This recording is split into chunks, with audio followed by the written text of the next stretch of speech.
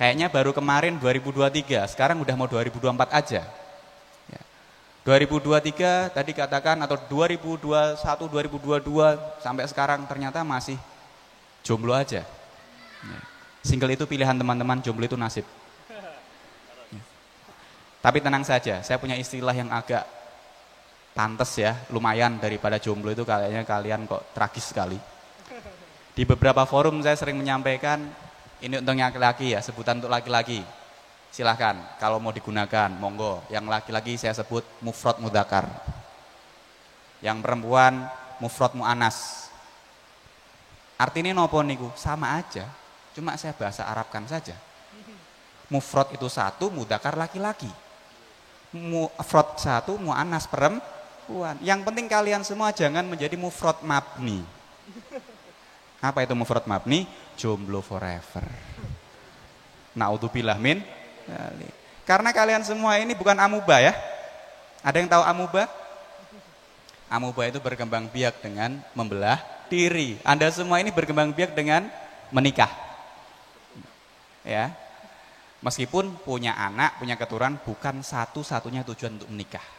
Tujuan menikah apa? Sakinah, mawaddah, warahmah, hatal jannah. Nah, tahapan-tahapan ini kalau bahas seperti ini kayaknya paling menarik dan nggak cukup kalau cuma 20 menit. Ini sesuai tema mawon nggih. Jadi saya temponya agak percepat mungkin speed ngomong saya agar 20 menit ini tidak offside saya karena durasinya cuma 60 menit. Nanti kalau draw bisa lanjut extra time dan adu penalti nanti. Ya. Itu sepak bola ya. Sepak bola pun 45 ini 60 menit. Oke. Kemudian ada lagi ayat yang yang berbunyi a'udzubillahi minasyaitonirrajim bismillahirrahmanirrahim. Bahwasanya ada perintah watubu ilallahi jami'an ayyuhal mu'minun la'allakum tuflihun. Bertobatlah kalian kepada Allah Subhanahu wa taala wahai orang yang beriman agar kalian semua menjadi orang-orang beruntung. Ini dua ayat yang saya angkat ini adalah kaitan tentang muhasabah. Muhasabah ini bagaimana kita bisa melihat diri kita metani awake dhewe nek cara wong Jawa niku. Akan tapi di luar dari ini sesuai dengan tema metamorfosa. Metamorfosa itu apa teman-teman? Perubahan. Kalau jenengan ingat enggak waktu pelajaran IPA ada perubahan ulat si buruk rupa, ya ada filmnya itu ya, si buruk rupa yang berubah menjadi kupu-kupu. Ya, dari ulat kepompong kemudian menjadi kupu-kupu. Ini contoh metamorfosa. Masih ingat coba ingatannya di recall ya. Wah, ada yang jawab gini kayaknya. Mbuh biar aku kurang ngerti saiki lali. Ada yang bilang, dulu waktu pelajaran itu saya tidur. Ada lagi bilang, wah dulu waktu pelajaran itu saya bolos. Waduh konangan nih gitu. Jadi ada perubahan seperti itu. Atau dicontohkan yang lain adalah perubahan dari kata ya. Yang ada kecebong kemudian menjadi kata ya. Apa? Oh iya, prosesnya seperti itu, cebong berkaki. Tapi nggak ada itu kan? Biasanya ada cebong, ada. Oh, aman ya, aman.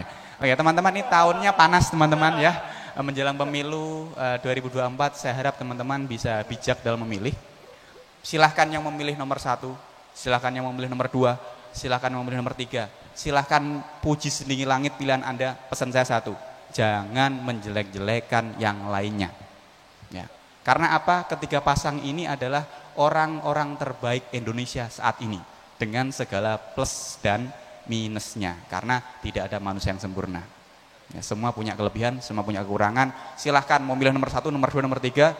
Ya, yang penting jangan menjelek-jelekan pilihan yang lain. Dan pastikan kalau Anda punya pilihan ya dan punya calon, pilihannya ya calonnya itu. Sudah nikah belum? Ajeng. Oh ajeng ya, jangan sampai salah pilih lagi ini ya.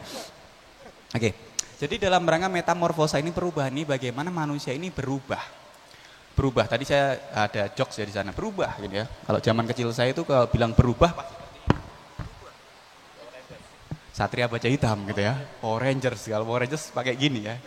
Nah, perubahan itu apa? Perubahan metamorfosa ini dalam rangka merubah kita yang dulunya tidak baik menjadi baik. Yang sudah baik menjadi lebih baik.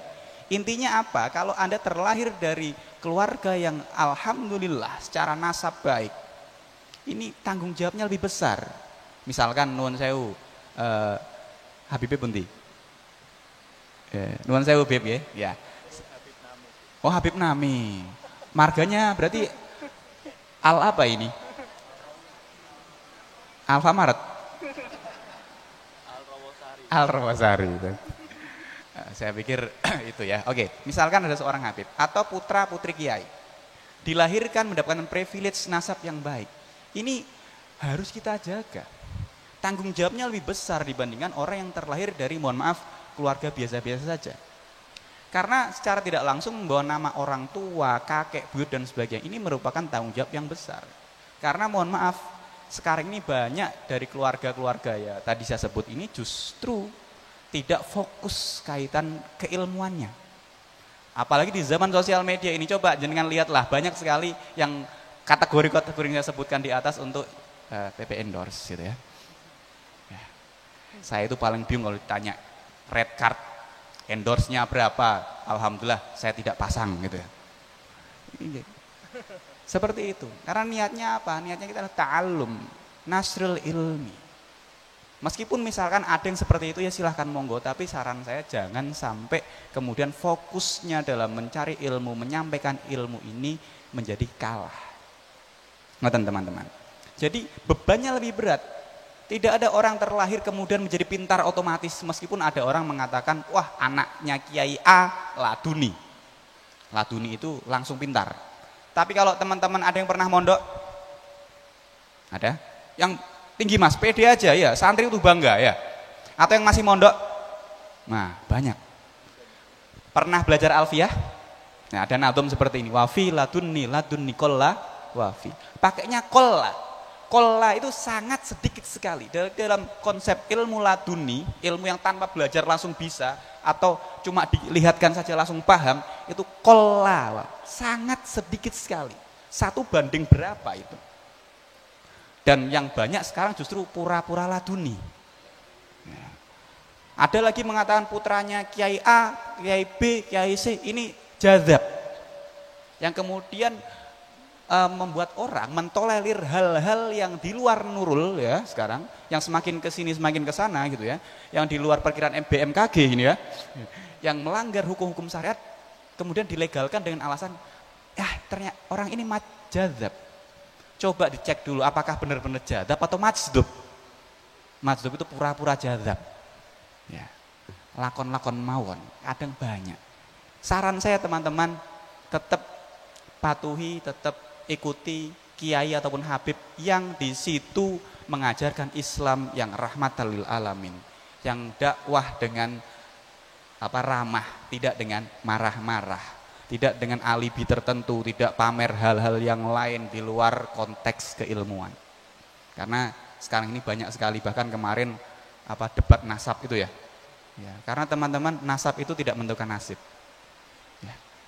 Sebaik apapun nasab kalian, kalau kalian memang tidak mau memperbaiki diri kamu untuk tidak bermetamorfosa, kenapa saya sebut itu ya? Karena fokusnya metamorfosa. Ya, tidak ada orang yang lahir langsung pintar, betul? Seorang anak kiai atau anak habib, ya, ini harus belajar dari nol. Ya harus mondok, meskipun dia lahir di pondok misalkan. Ya, ada yang bilang, wah saya selama ini seumur hidup di pondok terus. Iya, omah mono pondok Tapi akan berbeda hasilnya ketika orang ini mau mondok di tempat lain dibandingkan mondok di rumahnya sendiri.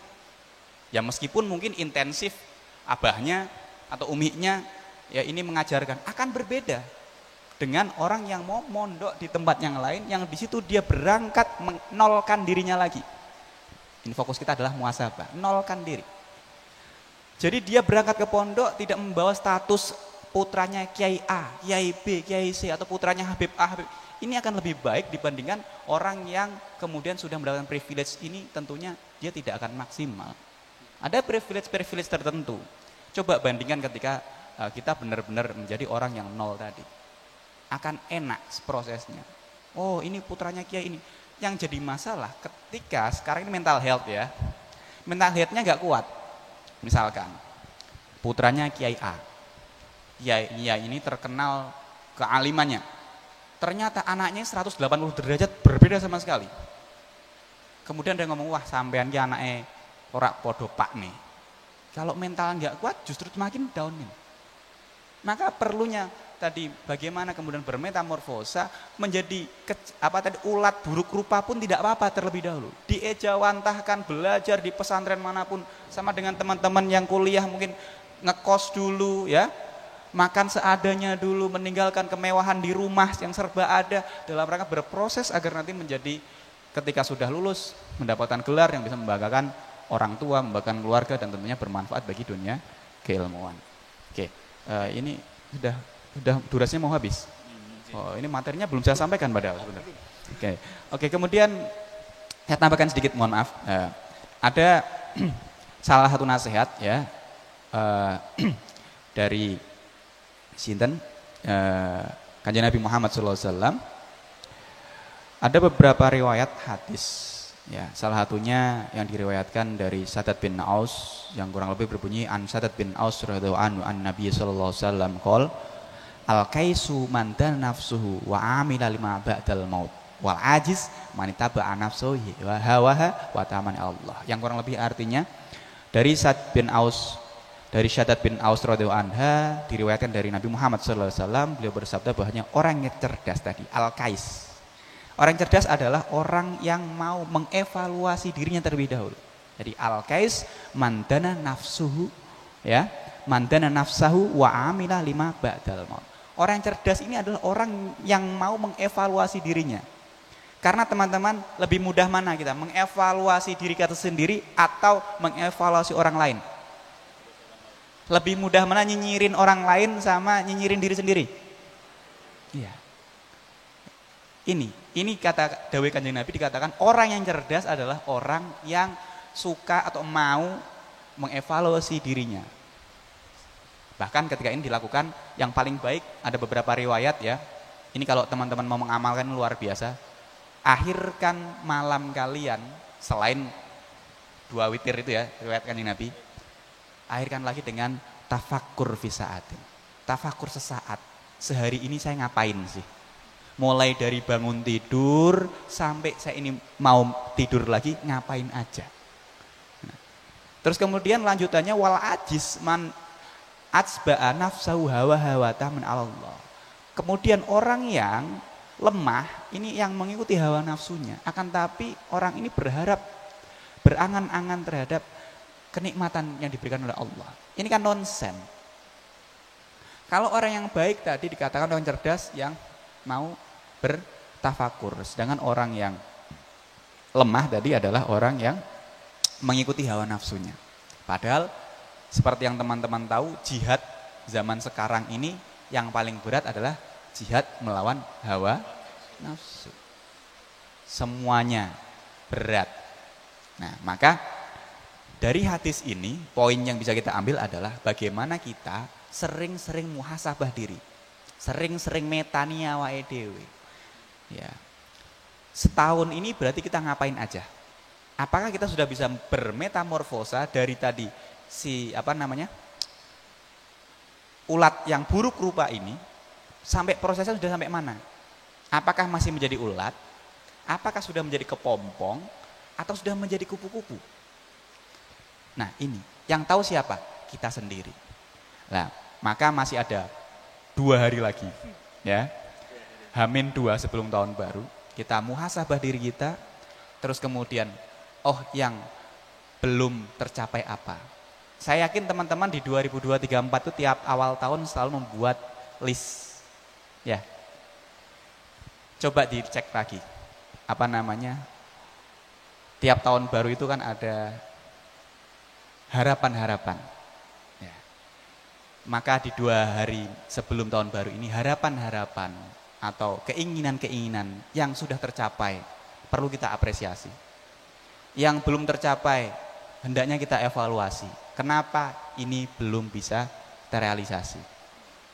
Dan nanti di tahun baru kita buka lembaran baru seperti biasa. Tahun baru, ya semangat baru, tentunya dengan beberapa resolusi-resolusi yang baru, ya. Karena apapun resolusi yang kamu mau, ya, karena resolusi ya, tanpa eksekusi ya cuma imajinasi. Maka untuk mengaplikasikan, merealisasikan resolusi yang kita canangkan di awal tahun perlu namanya eksekusi. Dan ketika tadi ternyata ini 2 tahun lagi, 2 hari lagi udah ganti tahun ya. Kok ternyata resolusi dari 2023 ini ternyata ada beberapa yang belum terrealisasi, ya ini kita evaluasi. Apa sih penyebabnya resolusi yang ini belum bisa direalisasikan? Itu yang mungkin bisa kami sampaikan. Kurang lebihnya assalamualaikum warahmatullahi wabarakatuh.